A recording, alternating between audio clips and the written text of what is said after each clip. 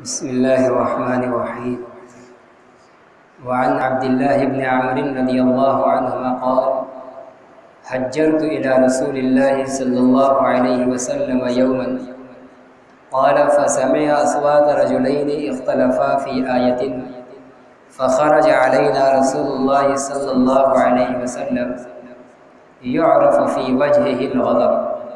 فقال: إنما هلك من كان قبلكم باختلافهم في الكتاب رواه مسلم. حضرت عبداللہ ابن عمرو رضی اللہ تعالیٰ عنہ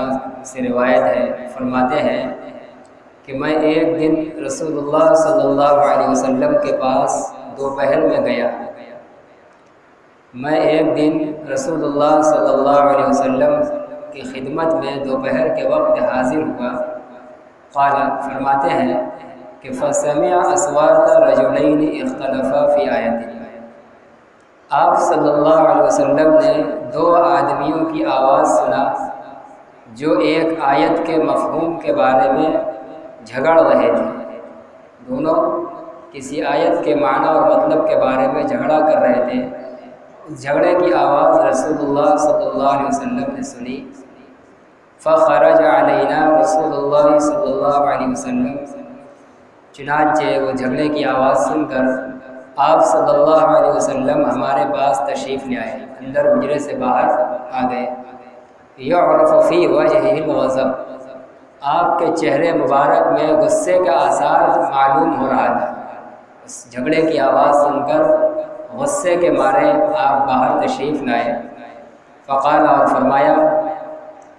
غضبناک ہو کر فرمایا، انما ہلک من کان قبلکم باختلافہم فی الکتاب، بلا شبہ تم سے پہلے کے لوگ ہلاک ہی ہوئے ہیں کتاب اللہ کے بارے میں اختلاف کر کے۔ پہلے امتیوں پر جو اللہ کی کتابیں تھیں، تورات، انجیل وغیرہ، ان کے اوپر جو ہلاکت آئی ہے، اللہ کا عذاب آیا، وہ ہلاک اور جو برباد ہوئے، ان کی وجہ کوئی اور نہیں تھی، وجہ صرف یہی تھی کہ وہ بھی اللہ کی کتابوں کے بارے میں جھگڑتے تھے، اس کا معنی اور مطلب اپنے من سے جو چاہتے تھے بیان کرتے تھے، جو چاہتے تھے حذف کر دیتے تھے، جو چاہتے تھے بڑھا دیتے تھے۔ تو جو جس کے جی میں آتا تھا بس اللہ کی کتاب کے بارے میں کہتا رہتا تھا، تو اس کی وجہ سے وہ لوگ ہلاک ہوئے۔ تو لہٰذا تم لوگ ایسا مت کرو۔ امت کے لوگوں کو گویا اس سے یہ پیغام دیا کہ بے علمی کے ساتھ، لا علمی کے ساتھ آیت کتاب اللہ کی کسی آیت کے بارے میں، دین کے کسی حکم کے بارے میں جھگڑنا اور اپنی رائے اور اپنے من سے جو جی میں کہنا، یہ اللہ کے نبی کے غصے کا سبب ہے۔ اس کی آپ نے ہمیں اور آپ کو اجازت نہیں دی ہے۔ وہ دونوں آدمی جو آیت کے بارے میں جھگڑ رہے تھے، وہ متشابہ آیت کے بارے میں جھگڑ رہے تھے۔ متشابہ آیت وہ کہلاتی ہیں جو تو کچھ صورتوں کے شروع میں ہیں، حروف مقطعات کی شکل میں، جیسے الف لام میم، حامیم، الف لام را وغیرہ۔ ان کا معنی اور مفہوم بجز اللہ اور اس کے رسول کے کسی کو نہیں معلوم۔ اب ہم بیٹھ کر اس کے معنی میں غور و خوض کریں اور کوئی اس میں کچھ رائے دے کہ نہیں یہ مطلب ہے اور دوسرا کہ یہ مطلب ہے، اس کی ہماری اجازت نہیں ہے۔ اسی طرح متشابہ وہ آیتیں جہاں بعض جگہوں پر اللہ کی طرف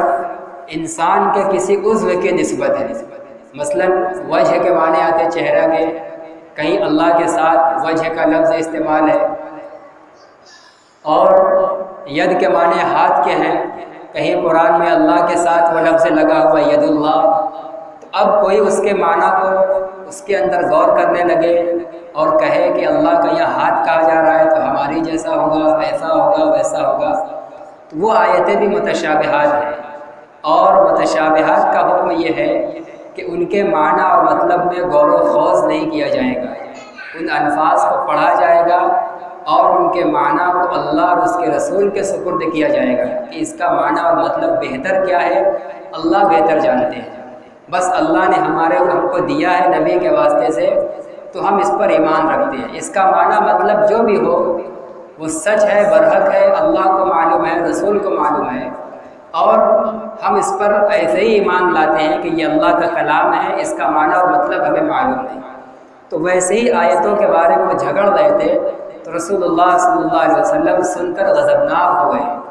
اور حجرے میں بیٹھے نہیں رہے بلکہ باہر آئے اور تنبیہ فرمائی کہ اسی حرکت کی وجہ سے، کتاب میں اپنے طرف سے کہنے کی وجہ سے، اپنی طرف سے معنی اور مطلب بیان کرنے کی وجہ سے تم سے پہلے کے لوگ ہلاک ہوئے ہیں۔ اگر تم لوگ بھی یہی حرکت کرو گے،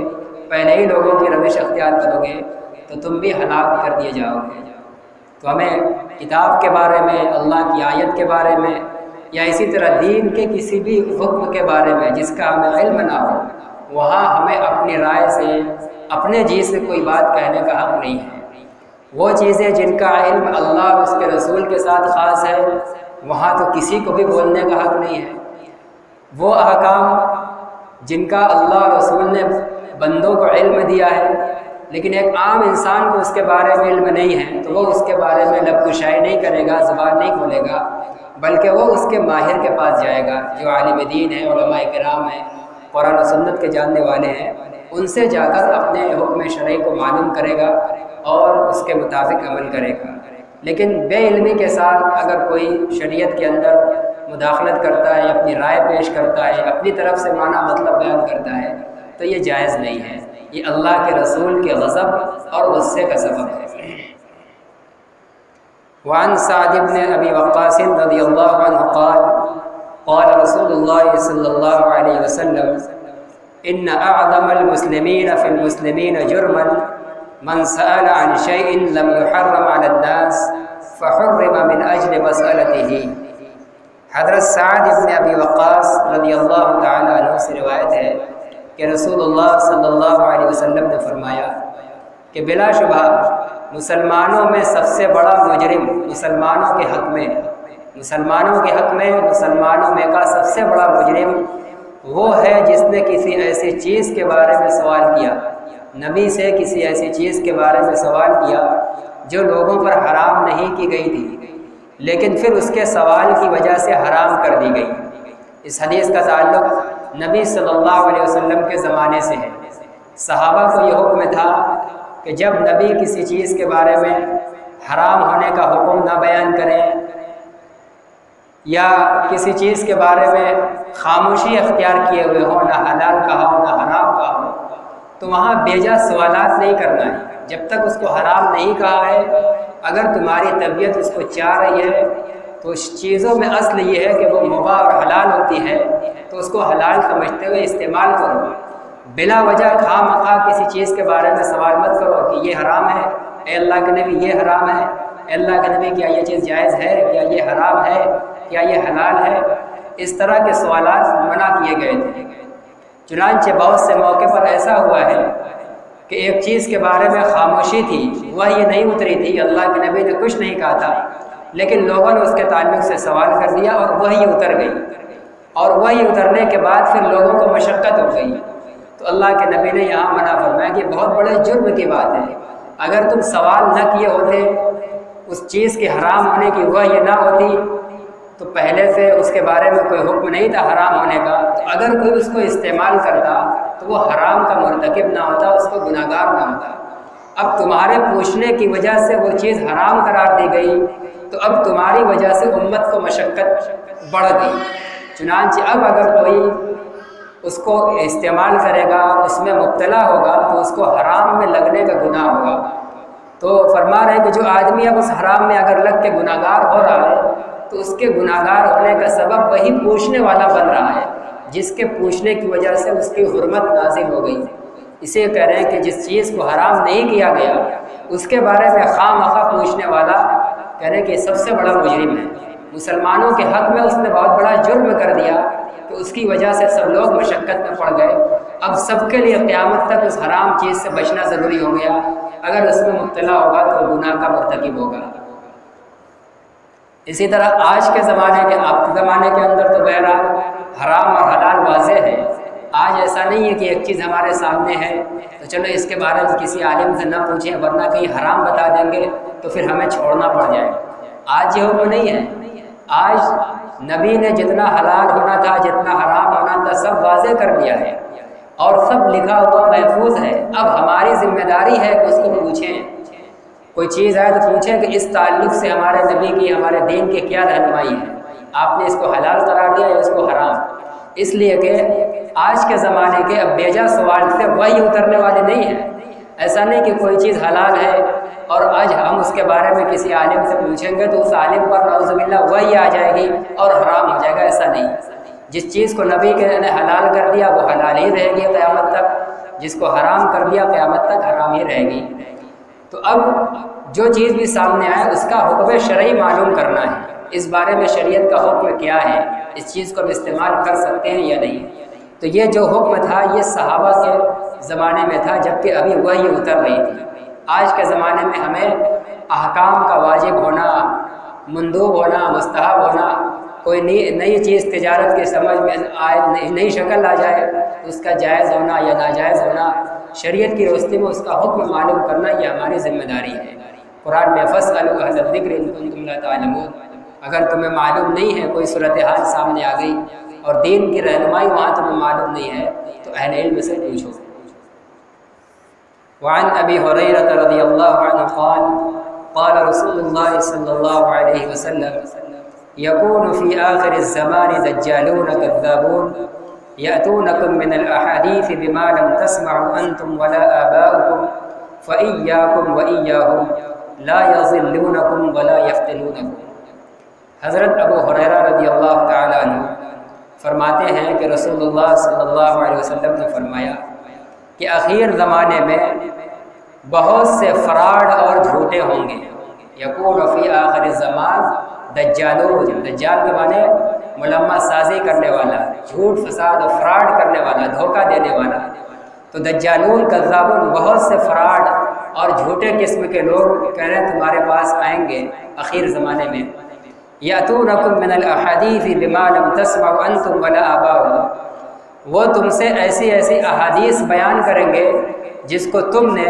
اور تمہارے باپ دادے نے نہیں سنا ہوگا۔ آباء و اجداد سے مراد ہمارے نسبی باپ دادا نہیں آئے، یہاں ہمارے علمی باپ دادا یعنی علماء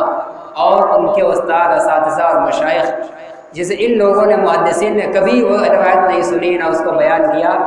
فرما رہے ہیں کہ جھوٹے اور فراڈ قسم کے کچھ لوگ آئیں گے، خوب نئی نئی حدیثیں بیان کریں گے جس کے اندر جھوٹے احکام ہوں گے، غلط خیالات ہوں گے، باطل عقائد ہوں گے اور اسلام کے خلاف وہ باتیں ہوں گی، وہ گڑ گڑ کر بیان کریں گے کہ یہ اللہ کے نبی کا ارشاد ہے، اللہ کے نبی کی حدیث ہے۔ تو آپ نے متنبہ فرمایا ہے کہ دیکھو اخیر زمانے میں ایسا ہوگا، تو ایسے لوگوں سے تمہیں چوکندہ رہنا ہے۔ فَإِيَّاكُمْ وَإِيَّاهُمْ، فَإِيَّاكُمْ، لہذا تمہیں اپنے آپ کو ان سے بچانا ہے۔ ایسا نہیں کہ ان سے قریب ہو کر تم ان کی بات قبول کر لو، ان کی بیان کی ہوئی نبی کے حوالے سے باتیں یا حدیث کو قبول کر لو۔ یہ دیکھنا ہے کہ جو 1400 سال سے سلسلہ چلا آ رہا ہے محدثین کا، فقہاء کا، ائمہ کا، ان سلسلے میں کوئی اس کو بیان کرنے والا ہے کہ نہیں۔ ماہرین کے پاس ہمیں پیش کرنا پڑے گا کہ فلاں ایک اجنبی آدمی ہے، ایسا ایسا وہ بیان کر رہا ہے۔ ہمیں اس حدیث کی تحقیق کی ضرورت ہے کہ اس کو ائمہ، محدثین اور فقہاء جو 1400 سال سے جو تسلسل چلا ہے حدیث کا، ان سلسلے میں کوئی اس کو بیان کرنے والا ہے کہ نہیں، اس کی تحقیق کرنی ہے۔ اس کی باتوں کو اندھے اور بہرے بن کر گر نہیں پڑنا ہے، اس کو سننا اور قبول نہیں کرنا ہے۔ فرمایا فَإِيَّاكُمْ، تم اپنے آپ کو ان ایسے لوگوں سے دور رکھنا، وَإِيَّاهُمْ، اور ان کو اپنے سے دور رکھنا۔ خود بھی اپنے کو ان کے قریب نہ لے جانا اور ان کو اپنے قریب مت آنے دینا۔ یہ نہیں کہ تم خود جانے سے بچو اور جب وہ خود تمہارے پاس چل کے آ جائیں تو موقع دے دو کہنے کا اور سننے کا نہیں، ان کو اپنے پاس آنے بھی مت دینا۔ اس لیے لا یضلونکم، اگر تم ان کو اپنے سے دور نہیں کرو گے یا اپنے کو ان سے دور نہیں کرو گے تو لا یضلونکم کا خطرہ ہے کہ کہیں وہ تم کو گمراہ نہ کر دے۔ وہ ایسی ایسی جھوٹی حدیثیں یا غلط اور باطل عقیدے پر اور جھوٹے احکام اور گڑھے ہوئے واقعات پر مبنی باتیں بیان کر کے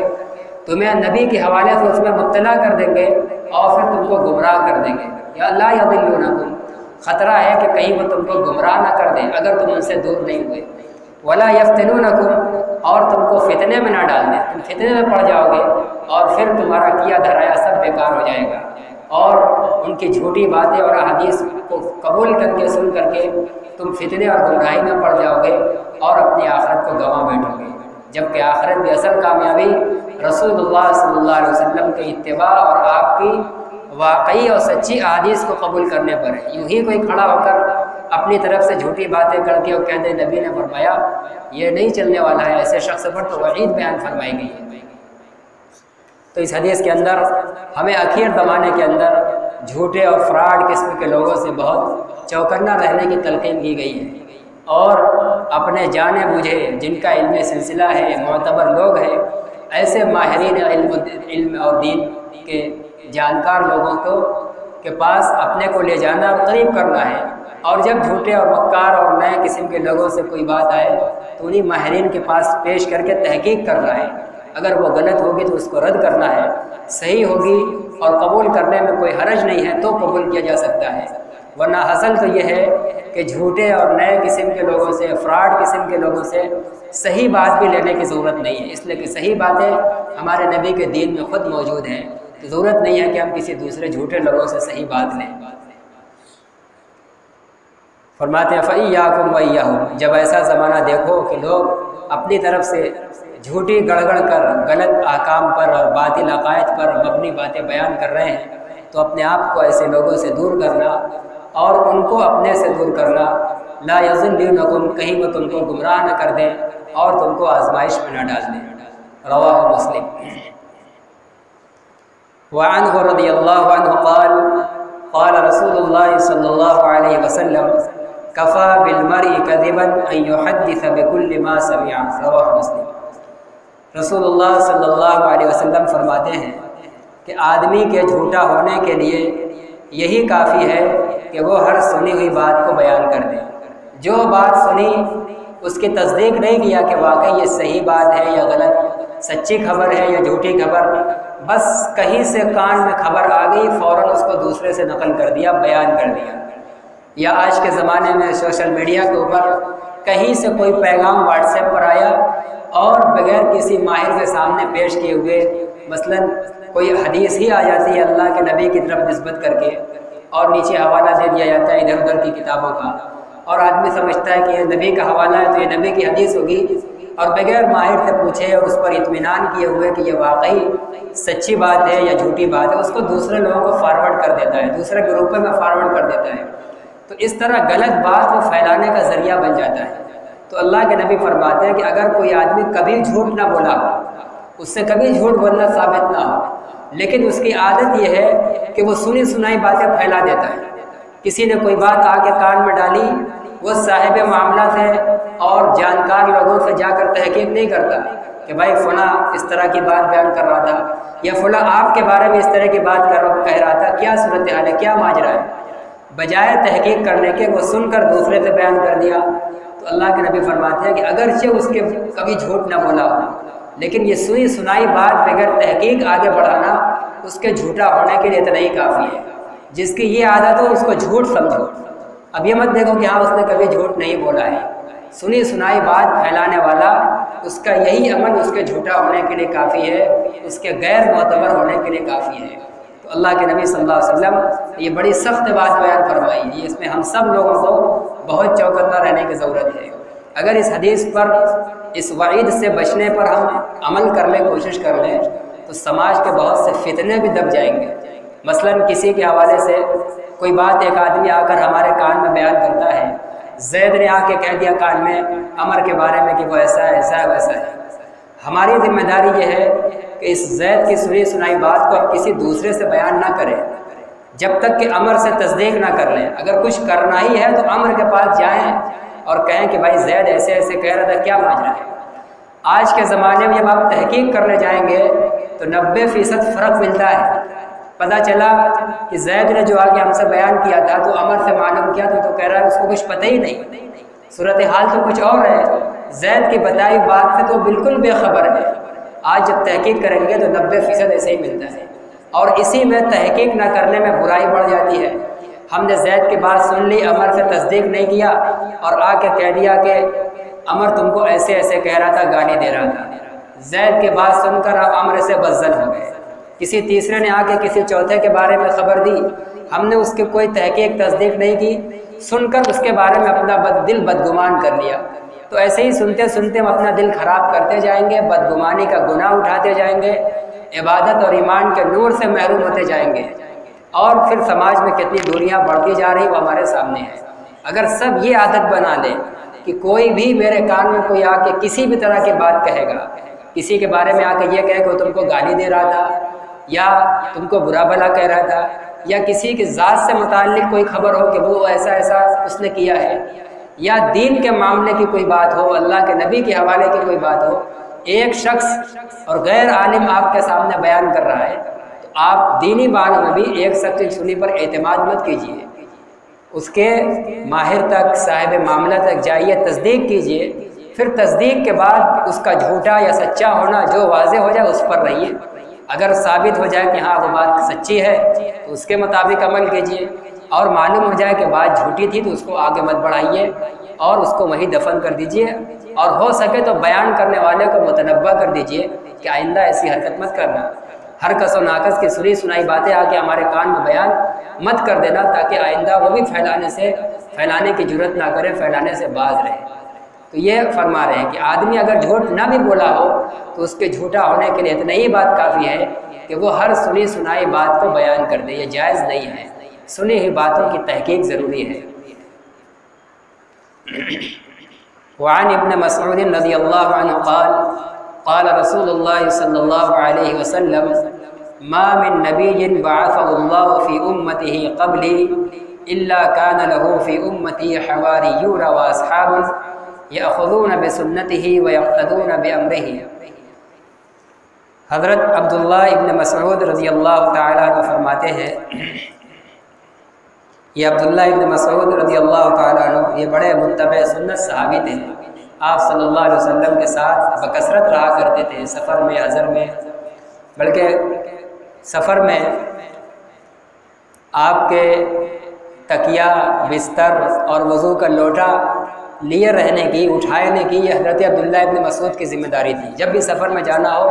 تو آپ کا تکیہ اور لوٹا ان کے ہاتھ میں ہوتا تھا، یہ لے کر چلتے تھے، جب ضرورت ہوتی بچھاتے، جب وضو کی ضرورت ہوتی لوٹا پیش فرماتے، وضو آپ صلی اللہ علیہ وسلم کو کراتے۔ تو یہ آپ صلی اللہ علیہ وسلم کے بڑے قریب رہے ہیں اور آپ کی بہت اتباع کرنے والے تھے، آپ کی اتباع کے بڑے حریص تھے۔ وہ فرماتے ہیں کہ رسول اللہ صلی اللہ علیہ وسلم نے فرمایا ما من نبی بعثہ اللہ فی امتہ قبلی، اللہ نے مجھ سے پہلے جس نبی کو بھی مبعوث فرمایا ہے کسی امت میں، اللہ نے مجھ سے پہلے جس نبی کو بھی کسی امت میں مبعوث فرمایا ہے، اس نبی کے لیے ان کی امت میں کچھ حواری اور کچھ اصحاب ہوتے تھے۔ ہر نبی کو جس کو بھی جس امت میں بھیجا گیا، اس امت میں سے کچھ لوگ اس نبی کے معاون اور اس کے ساتھی ہوتے تھے، اس پر ایمان لاتے تھے، اس کا ساتھ دیتے تھے، ہر امتی کے ساتھ۔ ایسا نہیں کہ کوئی نبی ایسا نہیں گزرا ہے کہ جس کا کوئی ایک بھی ایمان لانے والا نہ ہو، کوئی ساتھی نہ رہا ہو۔ تو فرماتے ہیں کہ مجھ سے پہلے کسی بھی امت میں جو نبی بھی اللہ نے بھیجا ہے، ہر نبی کے لیے اس کی امت میں کچھ معاون اور کچھ ساتھی ہوتے تھے۔ یأخذون بسنتہ، جو ساتھی لوگ اپنے نبی کے طریقے پر چلتے تھے، وہ اپنے نبی کی سنت کو پکڑتے تھے، ویقتدون بامرہ، اور نبی کے حکم کی پیروی کرتے تھے، نبی کا جو طریقہ دیکھتے تھے اسی پر چلتے تھے، اور نبی جو حکم کرتے تھے اسی کے مطابق عمل کرتے تھے۔ ثم انہا تخلف من بعدہم خلوف، پھر ان کے بعد کچھ نالائق لوگ آتے تھے، جو نبی کے امتی ہوتے تھے، ان کے ساتھ ان پر ایمان لانے والے، وہ لوگ تو نبی کی مانتے تھے، نبی کے طریقے پر چلتے تھے، لیکن پھر ان لوگوں کی جو اولاد آتی تھی، ان کے بعد جو لوگ آتے تھے، وہ ان کے اندر نالائکی آ جاتی تھی۔ ثم انہا تخلف من بعدہم خلوف، پھر ان ساتھیوں اور ان حواریوں کے بعد کچھ نالائق لوگ ہو جاتے تھے، یقولون ما لا یفعلون، جو کہتے تھے وہ باتیں جو کرتے نہیں تھے، وہ ایسی ایسی باتیں صرف بڑیاں بڑیاں کہتے تھے اور کرتے کچھ نہیں تھے۔ وَيَفْعَلُونَ مَا لَا يُؤْمَرُونَ، اور کرتے وہ تھے جن کا انہیں حکم نہیں دیا جاتا تھا، نبی کی طرف سے جن باتوں کا حکم تھا اور جن پر ان کے باپ داداؤں نے عمل کیا تھا اس پر عمل نہیں کرتے تھے، اس کے علاوہ اپنے من کا کام کرتے تھے، نبی کے حکم کی باتوں پر عمل نہیں کرتے تھے۔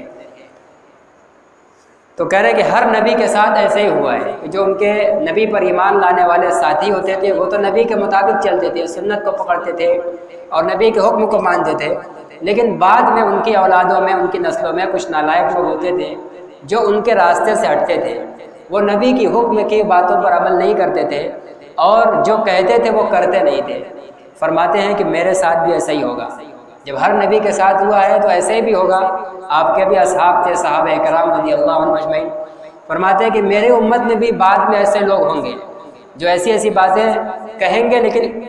کریں گے نہیں، اور جن کا میں انہیں حکم دے کر جا رہا ہوں اس پر عمل نہیں کریں گے۔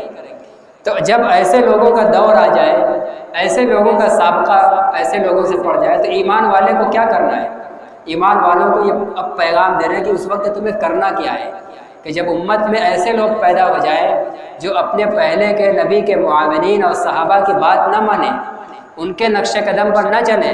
اپنی منمانی کریں اور خلاف شریعت عمل کریں، نبی کی تعلیم سے ہٹ کر چلیں، ایسے لوگوں کو جب پاؤ تو تمہیں کیا کرنا ہے؟ ایمان والا کیا کرے گا؟ فرمایا کہ فمن جاہدہم بیدہ فہو مومن، کہہ رہے جو ان سے اپنے ہاتھ سے جہاد کرے گا وہ مومن ہے۔ ایمان والے کی اب پہچان یہ ہے کہ ان سے اپنے ہاتھ سے جہاد کرو۔ جہاد کا مطلب یہ ہے کہ ہاتھ سے ان کو پکڑ کر روکنے کی کوشش کرو کہ یہ تم کیا کر رہے ہو، یہ نبی کا طریقہ نہیں ہے، یہ صحابہ کا اسوہ اور نمونہ نہیں ہے، یہ نبی کے خلاف ہے، یہ دین کے خلاف ہے۔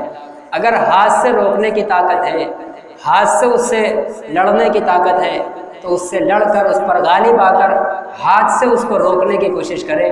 جو ایسا کرے گا فرماتے ہیں کہ وہ مومن ہے۔ تو گویا اس امت کے ایمان والوں کی ایک ذمہ داری یہ ہے کہ جب ناخلف لوگ اور دین سے ہٹ کر چلنے لگے اور دین کے خلاف عمل کرنے لگے تو پہلا درجہ ایمان کا یہ ہے کہ ہم اس کو اپنے ہاتھ سے روکنے کی کوشش کریں کہ یہ مت کرو، یہ سنت نہیں ہے، یہ نبی کا حکم نہیں ہے۔ ومن جاہدہم بلسانہ، لیکن ہمارا اتنا مضبوط ایمان نہیں ہے، یا ایسا دور نہیں ہے کہ ہاتھ سے روکنے جائیں گے تو پٹ جائیں گے، وہ بجائے سننے اور ماننے کے حملہ کر دے گا، جان کا دشمن ہو جائے گا، یا خود ہمارا ایمان کمزور ہے، حوصلہ کمزور ہے کہ اتنی ہمارے اندر ہمت ہی نہیں ہے کہ ہم موقع پر جا کر ہاتھ سے روک دیں کہ یہ مت کرو۔ تو کریں گے اب دوسرا درجہ یہ ہے کہ من جاہدہم بلسانہ فہو مومن، جو ان سے اپنی زبان سے جہاد کرے وہ مومن ہے۔ ہاتھ سے مت رکھو، زبان سے کہہ دو کہ بھائی یہ جو تم کہہ رہے ہو غلط ہے، یہ دین نہیں ہے، یہ نبی کی سنت نہیں ہے، یہ صحابہ کا طریقہ نہیں ہے، یہ الحاد ہے، یہ بدعت ہے، یہ گمراہی ہے۔ تو یہ دوسرا درجہ ہے کہ ایسے لوگوں کو کم از کم زبان سے کہہ دو کہ یہ غلط ہے۔ ومن جاہدہم بقلبہ فہو مومن، یہ ہے دوسرا درجہ۔ اور اس کے بعد پھر ایک تیسرا درجہ ہے کہ ایک آدمی اتنا کم ہمت ہے کہ زبان سے بھی نہیں کہہ سکتا، کبھی تو آدمی زبان سے نہیں کہتا کم ہمتی کی بنا پر، اور کبھی دیکھتا ہے کہ جہالت کا اتنا غلبہ ہے اور بگڑے ہوئے لوگوں کی اتنی کثرت ہے کہ وہاں ہم اکیلے ہمارا کوئی قابو نہیں چلے گا، زبان سے کچھ کہنے پر بھی سب حملہ آور ہو جائیں گے، جان کے دشمن ہو جائیں گے۔ تو اب تیسرا درجہ ہے کہ کم سے کم اس کو دل سے برا سمجھے، نہ ہاتھ سے روک رہا ہے، نہ زبان سے کہنے کی کچھ طاقت ہے، تو اس عمل کو مبتلا جس میں لوگ ہیں اس کو دیکھ کر خوش مت ہو، دل سے برا جملے کہ کیا کر رہے ہیں، یہ نبی کا طریقہ نہیں ہے۔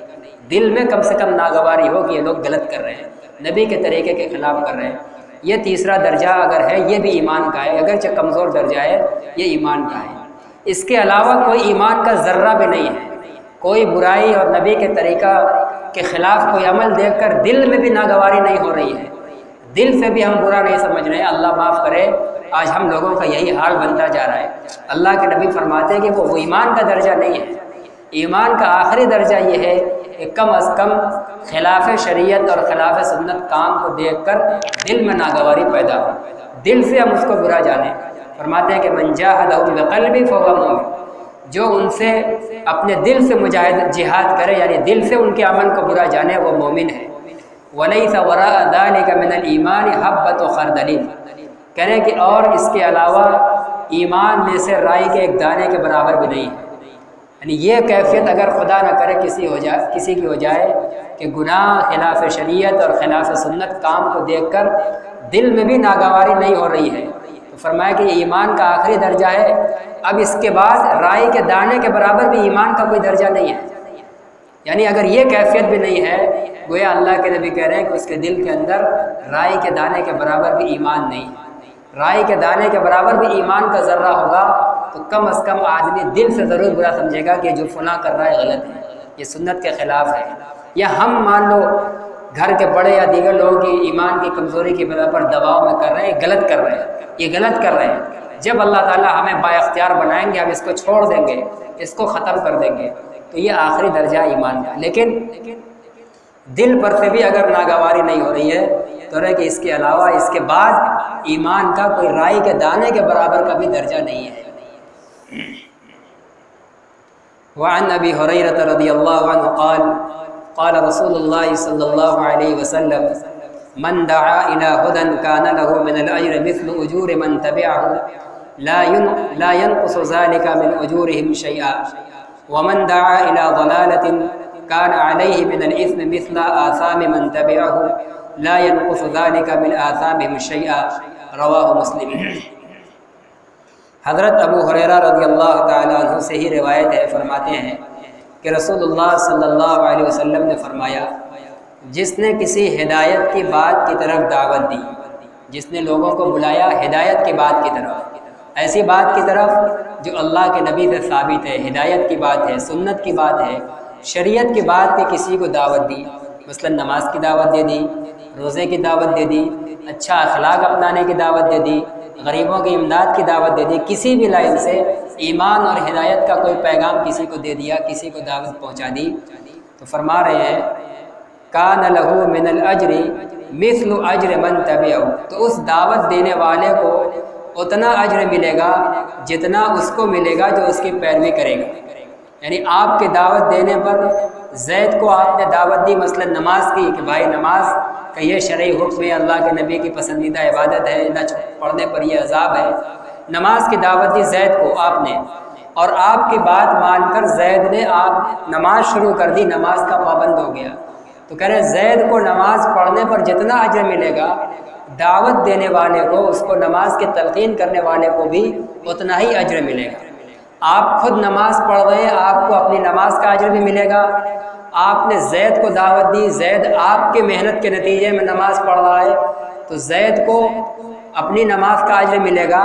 ایسے ہی زید کو جس نے دعوت دی ہے اس دعوت دینے والے کو بھی زید کی نماز کے برابر اجر ملے گا۔ گویا داعی کو دوہرا اجر ملے گا، ایک اپنا عمل کرنے کا اور ایک دوسرا اگر کسی کو لگا دیا عمل پر، بات مان گیا اگلا اور اس کے کہنے سے عمل کرنے لگا، تو جب تک عمل کرتا رہے گا اس کو کہنے والے کو بھی اس کے عمل کا ثواب ملے گا۔ فرمایا لا ينقص ذلك من اجورهم، ان عمل کرنے والوں کے اجر میں سے کچھ کم نہیں کیا جائے گا۔ ایسا نہیں کہ زید نے ہمارے کہنے سے نماز پڑھی تو زید کے نماز پڑھنے کا جو ہم کو ثواب ملے گا تو آدھا آدھا ملے گا، کہ آدھا زید کو ملے گا اسی میں سے آدھا ملے گا ہم کو، ایسا نہیں، زید کو بھی مکمل ملے گا اور زید کو دعوت دینے والے کو بھی مکمل ملے گا۔ تو یہ بہت اونچا عمل ہے، یہ ہمیں پیغام دے رہے ہیں کہ ہر آدمی کو دین اور ہدایت کی بات دوسروں کو پہنچانا چاہیے۔ ہو سکتا ہے کہ کوئی اللہ کے بندے کے دل کے اندر وہ بات بیٹھ جائے اور وہ اس بات پر عمل کرنے لگے، تو جب تک عمل کرتا رہے گا آپ کے نام اعمال میں بھی اس کے عمل کی برابر نیکی لکھی جائیں گی، نہ اس کا کم ہوگا نہ اس کا کم ہوگا، اور آپ جو خود عمل کریں گے وہ آپ کا اجر تو ہے ہی۔ تو اس طرح داعی کے لیے دوہرا اجر ہو جاتا ہے، ایک خود عمل کرنے کا اور ایک دعوت کے نتیجے میں جو دعوت قبول کر کے عمل کرتا ہے اس عمل کرنے والے کا۔ تو یہ ایک اچھی بات کہ آپ ہمیں تلقین دے رہے اور پیغام دے رہے ہیں، ہمارا مزاج بنا رہے کہ داعیانہ ہونا چاہیے۔ حضرت علی رضی اللہ تعالیٰ عنہ سے ایک موقع پر کہا تھا کہ علی اگر تمہاری محنت سے، تمہارے کہنے سننے سے ایک آدمی بھی ہدایت پر آ گیا، سیدھے راستے پر آ گیا، تو یہ تمہارے لیے سرخ اونٹوں سے بہتر ہے۔ سرخ اونٹ ہم لوگوں نے تو دیکھا نہیں ہوگا، عربوں کے اندر ہوتا ہے، اور عرب میں سرخ اونٹ سب سے قیمتی مال سمجھا جاتا تھا، وہ مہنگا بکتا تھا عام اونٹوں کے مقابلے، سونے اور چاندی سے بھی اس زمانے میں قیمتی سرخ اونٹ تھے۔ اسی لیے حدیث کے اندر اللہ کے نبی نے جگہ جگہ مختلف اعمال پر صحابہ کو یہ مثال دیا ہے کہ فلاں عمل کا ثواب سرخ اونٹ سے بہتر ہے، یعنی سرخ اونٹ کا حاصل کرنا جتنا قیمتی ہے اور جس کے پاس وہ معزز سمجھا جاتا ہے۔ اگر اے علی ایک آدمی تمہارے کہنے سے ہدایت پر آ گیا تو اس کا جو اجر ہے، جو انعام ہے، وہ سرخ اونٹوں سے کہیں زیادہ بہتر ہے۔ تو اس لیے آدمی کو جتنا معلوم ہو صحیح سے تحقیق کے بعد دوسروں تک پہنچانے کی کوشش کرنی چاہیے۔ ہو سکتا ہے کہ کوئی اس کو قبول کر لے، عمل کرنے لگے تو ہمارا بیڑا پار ہو جائے، ہمارے لیے ذخیرہ آخرت بن جائے، نیکی بڑھنے کا ذریعہ بن جائے۔ اسی طرح اس کے الٹے ہے جو برائی کی دعوت دینا، اس کا کیا نقصان ہے وہ بھی بیان کر رہے ہیں۔ ومن دعا الی ضلالۃ، اور جس نے کسی کو کسی گمراہی کی دعوت دی، گناہ کی دعوت دی، شریعت کے خلاف عمل کی دعوت دی، اللہ کے ناراضگی والے اعمال کی طرف دعوت دی، گانے میں لگا دیا، لہو و لعب میں لگا دیا، وغیرہ وغیرہ، جو بھی گناہ اور گمراہی کی باتیں ہیں، کوئی کسی کو اس میں لگا رہا ہے، اس کی طرف بلا رہا ہے، تو کہہ رہے کان علیہ من الاثم مثل آثام من تبعہ، تو اس بلانے والے پر اتنا ہی گناہ ہوگا جتنا اس گناہ کے کرنے والے پر، جتنا گناہ کرنے والے کو گناہ ملے گا، ویسے ہی جس نے اس کو اس گناہ پر لگایا ہے، جس نے اس کو اس گناہ کا عادی بنایا ہے، اس عادی بنانے والے کو بھی ویسے ہی گناہ ملتا رہے گا۔ یہ عادی بنانے والا مان لو مر گیا بغیر توبہ کے، اسی حال میں چلا گیا، اور جس کو وہ گناہ میں لگایا ہے وہ ابھی زندہ ہے، وہ 100 سال کی عمر پا رہا وہی گناہ میں لگا ہے، تو جب تک وہ گناہ کر رہا ہے، جو مر کے چلا گیا دعوت دینے والا، اس کے نام اعمال میں گناہ چڑھتا جائے گا۔ مر گیا ہے، کوئی گناہ کر نہیں رہا ہے، لیکن پھر بھی اس کے نام اعمال میں گناہ چڑھ رہا ہے۔ کیوں؟ اس لیے کہ اس نے اپنی زندگی میں کچھ لوگوں کو گناہ میں لگا دیا ہے۔ اس لیے آدمی کو ایسا نہیں بننا چاہیے، آدمی صدقہ جاریہ والا کام کرے لیکن گناہ جاریہ والا کام نہ کرے، کوئی ایسا عمل نہ کرے کہ مرنے کے بعد ہم کچھ کر بھی نہ رہے ہوں اور بغیر کیے ہمارے نام اعمال میں گناہ چڑھ دیں۔ اس کی یہی شکل ہے کہ ہم دنیا میں کسی گناہ کو ایجاد کر دیں، لوگ کوئی اس میں مبتلا نہیں تھا، ہم نے ایجاد کر دیا اور ہم کرنے لگے، دیکھی دیکھا 4 لوگ اور کرنے لگے، یا کوئی متعارف مشہور گناہ کی چیز تھی، ایک اچھے انسان کو جو اس سے بدکتا تھا ہم نے اس کو بار بار ورگلا کر اس میں لگا دیا، یا کوئی گمراہی کی بات تھی اس کو سنت کا دھوکہ دے کر اس میں لگا دیا۔ تو ان سب صورتوں میں جب ہم جس کو غلط پر لگا رہے ہیں، ظاہر ہے کہ جو غلط کر رہا ہے وہ گناہ گار ہو رہا ہے، اس کو تو گناہ ہوگا ہی، لیکن صرف اس کو نہیں ہوگا، جتنا گناہ اس کو ہو رہا ہے اتنا ہی گناہ اس لگانے اور گناہ کی طرف دعوت دینے والے کو بھی ہوگا۔ لا ينقص ذلك من آثام شیئا، کہہ رہے کہ یہاں بھی اس کے گناہ میں سے کچھ کم نہیں کیا جائے گا، ایسا نہیں ہوگا کہ اس گناہ گار کا آدھا گناہ اس کے ذمہ رہے اور آدھا اس دعوت دینے والے کو، بلکہ دونوں کو پورا پورا ملے گا۔ لا ينقص ذلك من آثام شیئا، اس کے گناہ میں سے کچھ بھی کم نہیں کیا جائے گا۔ تو اس حدیث کے اندر اللہ کے نبی صلی اللہ علیہ وسلم نے ہمیں ہدایت کی طرف بلانے اور ضلالت کی طرف بلانے دونوں کا فائدہ اور نقصان بتلا دیا۔ ہدایت کی طرف بلائیں گے اور کسی کو نیکی پر لگا گئے، مثال کے طور پر ہم پھر اس کے بعد اپاہج ہو گئے، نماز پر لگایا لیکن اب خود نماز پڑھنے کے لائق نہیں بچے، فالج مار دیا، اتنے بیمار ہو گئے کہ چلنے پھرنے اٹھنے اشارے سے بھی پڑھنے کے لائق نہیں بچے، تو اب نماز تو ہم نہیں پڑھ رہے ہیں، لیکن ہم نے صحت کے زمانے میں چند لوگوں کو نماز کی دعوت دے رکھی، ان کو نماز میں لگا رکھا، وہ ہمارے کہنے سے نماز پڑھ رہے ہیں، اور آج ہماری خدا نہ کرے یہ حالت ہوگی کہ اب خود پڑھنے کے لائق صحت نہیں ہے، لیکن چند لوگوں کو جو لگا رکھا ہے تو وہ جب تک نماز پڑھتے رہیں گے ہم کو بھی ان کی نماز کا ثواب مل رہا ہے، مر کر قبر میں چلے گئے جب تک وہ نماز پڑھ رہے ہیں نماز کا ثواب ہم کو بھی مل رہا ہے۔ تو ایسا کام کرنا چاہیے کہ مرنے کے بعد یا دنیا میں انتہائی بیماری کی حالت میں جب ہم کچھ نہ کرنے لائق ہوں تو جو چند لوگوں کو اچھے کام میں لگا رکھا ہے ان کی نیکیاں ہمارے نام اعمال میں چڑھتی رہیں۔ اس کے برخلاف وہ کام نہیں کرنا چاہیے کہ جب ہم مر کر چلے جائیں اور کچھ نہ کر رہے ہوں تو چند لوگوں کو غلط میں اور گناہ میں لگا دیا اور خواہ مخواہ ان کے گناہ اور وبال کو اپنے نام اعمال میں چڑھوا رہے ہوں، اس سے ہمیں بچنا چاہیے۔ وعنہ رضی اللہ عنہ قال رسول اللہ صلی اللہ علیہ وسلم بدأ الاسلام غریبا وسيعود كما بدأ فطوبى للغرباء، رواہ مسلم۔ رسول اللہ صلی اللہ علیہ وسلم فرماتے ہیں کہ اسلام اجنبیت کی حالت میں شروع ہوا تھا، اسلام اجنبیت کی حالت میں شروع ہوا تھا اور عنقریب ویسا ہی ہو جائے گا جیسا شروع ہوا، یعنی اسلام جب شروع میں آیا تھا تو کیا تھا؟ اجنبی تھا۔ کون تھے؟ اللہ کے نبی لے کر آئے تو صرف ابو بکر نے قبول کیا، حضرت علی نے قبول کیا، حضرت زید بن حارثہ نے قبول کیا، حضرت خدیجہ نے قبول کیا، اور جس کو پیش کیا تو سب لوگ انکار کر رہے ہیں، مار رہے ہیں، دھکیل رہے ہیں، تو اکا دکا لوگ قبول کرنے والے تھے۔ اجنبی اسی کو تو کہتے ہیں جو کسی جگہ پر کیا ہو اس کا کوئی جاننے پہچاننے والا نہ ہو۔ پردیش میں آدمی ہوتا ہے تو اس کو اجنبی کہتے ہیں کیونکہ کوئی وہاں اس کو جاننے پہچاننے والا نہیں ہوتا۔ تو اسلام بھی جب آیا تھا تو کوئی اس کو جان پہچان نہیں رہا تھا، جس کے پاس آپ پیش کرتے تھے وہ سب انکار کر رہے تھے۔ فرماتے ہیں کہ اسی حالت میں اسلام جیسے شروع ہوا ہے کہ جب اس کو کوئی پہچاننے والا نہیں تھا، کوئی لینے کے لیے تیار نہیں تھا، ان قریب اسلام کی حالت پھر ویسے ہی ہو جائے گی۔ ایک دور پھر ایسا آئے گا کہ کوئی اسلام کو لینے کے لیے تیار نہیں ہوگا۔ آج کچھ نہ کچھ وہی دور ہے۔ آج ہم سب مسلمان تو ہیں لیکن مکمل اسلام کو اپنی زندگی میں لینے کے لیے تیار نہیں ہے۔ گویا جیسے اسلام اجنبی پہلے تھا، آج پھر اجنبی ہوتا چلا جا رہا ہے۔ فطوبى للغرباء کہہ رہے ہیں کہ بس اجنبیوں کے لیے خوشخبری ہے، یعنی عنقریب اخیر زمانے میں جب اسلام پھر اجنبی ہو جائے گا، کوئی اس کو لینے والا نہیں رہے گا، تو اس زمانے میں جو چند لوگ اس کو لیں گے وہ اجنبی کہلائے جائیں گے، ان کو بڑی اچھوتی نگاہ سے دیکھا جائے گا۔ تو فرماتے ہیں کہ ان کو مایوس ہونے کی ضرورت نہیں ہے، بلکہ ایسے لوگوں کے لیے آپ خوشخبری سنا رہے ہیں کہ اس کے لیے اس اجنبیت کے زمانے میں جو اسلام کو قبول کرے گا، ایسے لوگوں کے لیے آپ کہہ رہے ہیں کہ جنت کی خوشخبری ہے۔ ہمیں مایوس ہونے کی ضرورت نہیں ہے۔ یہ نہیں دیکھنا ہے کہ زمانہ دین کے خلاف چل رہا ہے، ہم یہ کریں گے تو لوگ کیا کہیں گے، یا لوگ طعن و تشنیع بھی کر رہے ہوں، ہمیں یہ دیکھنے کی ضرورت نہیں ہے۔ اس ماحول کے اندر بھی ہمیں اسلام کو ہی اپنانے کی ضرورت ہے۔ اگر ہم اس ماحول میں اسلام کو قبول کیے رہیں گے تو اللہ کے نبی کی خوشخبری، جنت کی بشارت کے ہم مستحق ہوں گے۔ اسی طرح ایک مطلب تو حدیث کا یہ ہے کہ اسلام پہلے اجنبی تھا، یعنی کوئی اس کو لینے کے لیے تیار نہیں تھا، اخیر میں پھر اجنبی ہو جائے گا، کوئی اس کو لینے کے لیے تیار نہیں ہوگا۔ جو اس وقت میں اس کو لیں گے ان کے لیے جنت کی خوشخبری ہے۔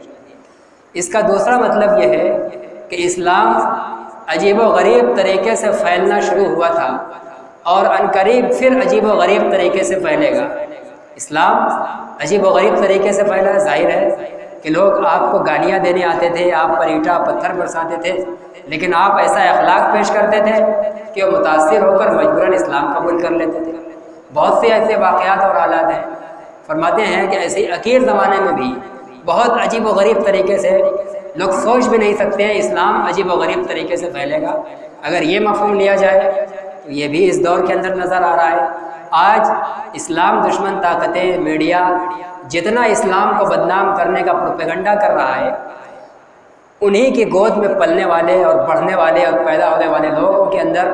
اسلام اور قرآن کو جاننے کی فکر پیدا ہو رہی ہے۔ اللہ تعالیٰ یہ سوچ ڈال رہا ہے کہ یہ لوگ اتنا اسلام کے خلاف اچھالتے ہیں تو ذرا دیکھیں کہ اسلام ہے کیا۔ جب وہ قریب سے اسلام کو پڑھتے ہیں تو مسلمان ہو رہے ہیں۔ امریکہ میں، بڑے بڑے شہروں اور ملکوں میں یہود و نصارہ کی اولادیں تیزی کے ساتھ مسلمان ہو رہی ہیں۔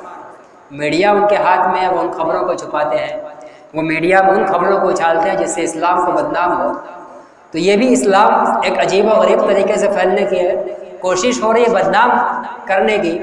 اور بدنام کرنے کا مقصد کیا؟ تاکہ ہماری نسلیں اس سے روکی رہیں، متنفر ہو جائیں، لوگ دور بھاگیں۔ دور بھگانے کی کوشش ہو رہی ہے، لیکن اللہ کی قدرت کہ انہی کی گود میں پلنے اور پیدا ہونے والے تحقیق کے لیے آگے بڑھ رہے ہیں اور مسلمان ہو رہے ہیں۔ تو یہ ایک مطلب یہ ہے کہ عجیب و غریب طریقے سے اسلام پھیلا ہے اور پھر عجیب و غریب طریقے سے پھیلے گا۔ وعنہ قال رسول اللہ صلی اللہ علیہ وسلم ان الایمان لیعرض الی المدینہ۔ حضرت ابو ہریرہ رضی اللہ عنہ فرماتے ہیں کہ رسول اللہ صلی اللہ علیہ وسلم نے فرمایا کہ ایمان مدینہ میں سمٹ جائے گا۔ اخیر زمانے میں